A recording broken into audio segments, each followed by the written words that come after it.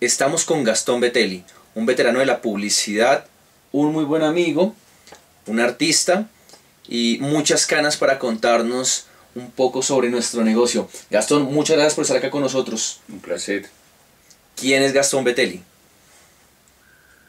Es una pregunta pues que tendría la posibilidad de acabar con tu programa, simplemente que diríamos que soy una persona que llegó aquí en su tierna juventud y me radiqué en el país. Bueno, eres un publicista. ¿Dónde arrancas? ¿En qué agencia? ¿Copy, ejecutivo, gráfico?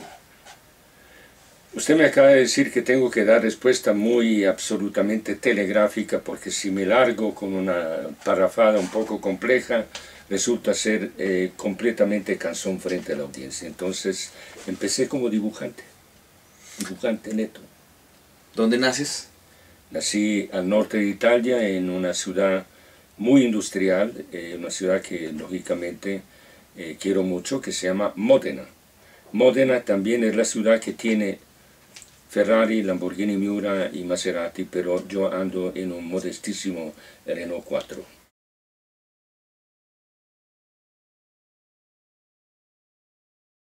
Entré a trabajar primera vez en mi vida de publicista en una agencia que en ese entonces se llamaba Atlas Publicidad, que representaba a J. Walter Thompson. J. Walter Thompson. Estamos hablando de qué año, Gastón. No me preguntes eso, por favor.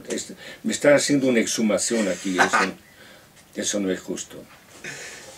Tú hiciste algo bien importante en la publicidad y fue ingresar el concepto de director de arte. ¿Cómo fue eso? Pues la verdad es que cuando había ejecutivos y había dibujantes y había escritores, era más o menos el contexto de una agencia de publicidad en esa época. Pero a través de mis travesías en el mundo de América del Norte, aprendí que había códigos de comportamiento de agencia muy sui generis que no se habían implantado todavía en Colombia, sofisticaciones.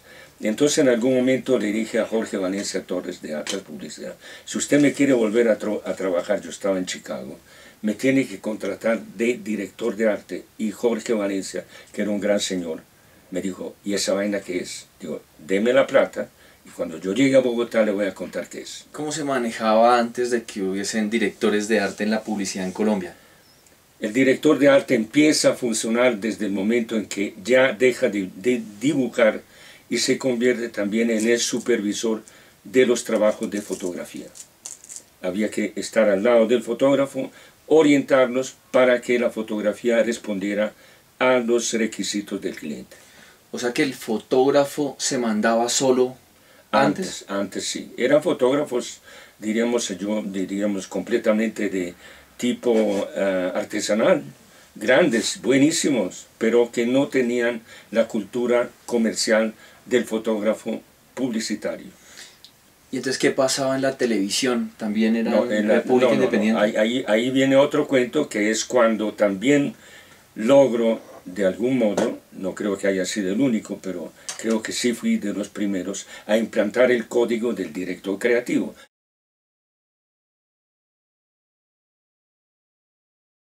Estuviste trabajando con Leo Burnett. Cuéntame Sí. cómo fue ese paso por Leo Burnett. Tantos latigazos que recibí a través del largo recorrido, de los más placenteros los recibí en Chicago. Chicago era una agencia de, escúchenme bien, ustedes que me están mirando ahí, 1.600 personas, 900 creativos. Yo era el número 899.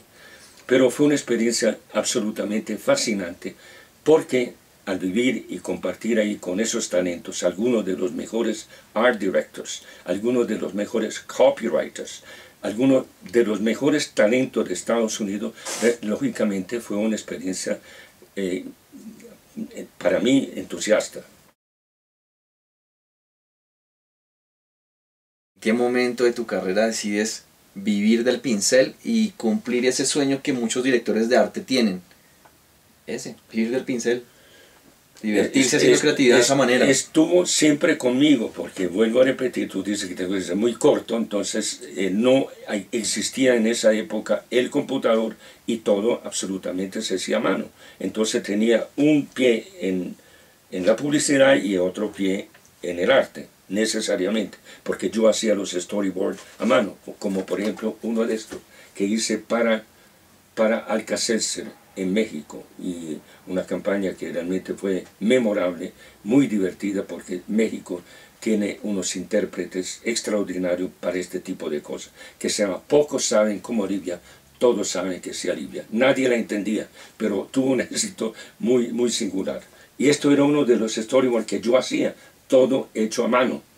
Entonces el arte siempre ha estado. Por eso es que hoy en día, despectivamente, pero yo amo eso, me dicen publipintor. Usted es el publipintor. Está bien, no le veo ningún. También lo fue Andy Warhol.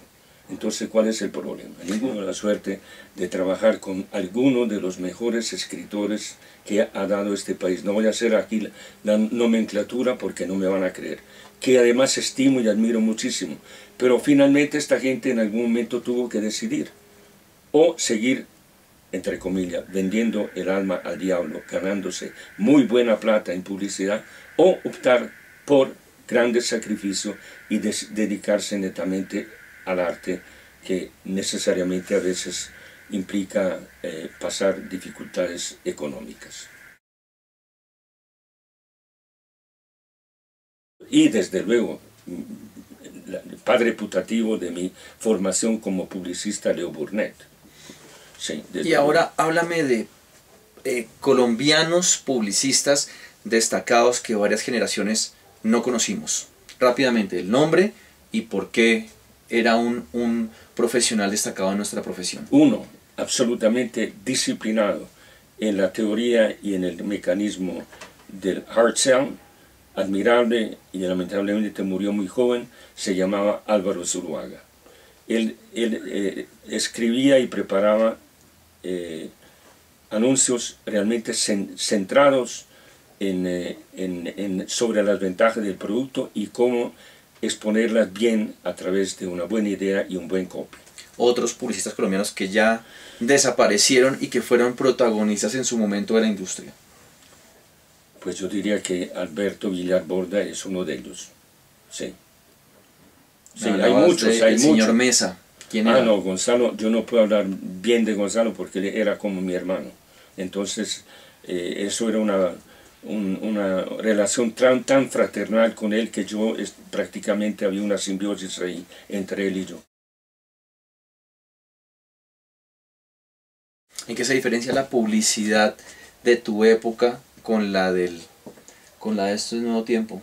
Esta es mucho más apresurada, pero de pronto un poco menos pensada. ¿En tu época todos vivían atareados por la falta de tiempo? ¿Se dejaba la familia, se dejaban a los amigos? Pero te estaba contando hace poco cómo me siento en alguna forma culpable, que no le dediqué todo el tiempo necesario a mi familia, particularmente a mi hija, porque la tarea era tan ardua y tan compleja que tenía que viajar mucho, montar en un avión.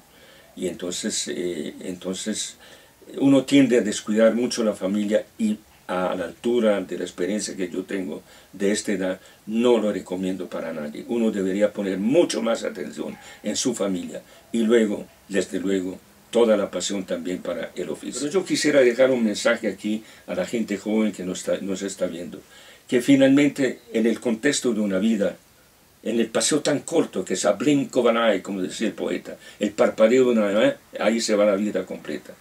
Yo diría que la responsabilidad más grande que debe tener un publicista joven, en formación o maduro, es permanentemente pensar en algo que sea de beneficio para la sociedad en la cual vive. Punto. Y eso tiene que escarbar muy bien cuando ve que está haciendo algo que puede ser negativo para su entorno, para su tiempo y para su país. Muchas gracias, Gastón. Seguimos. Ok, un placer, un abrazo.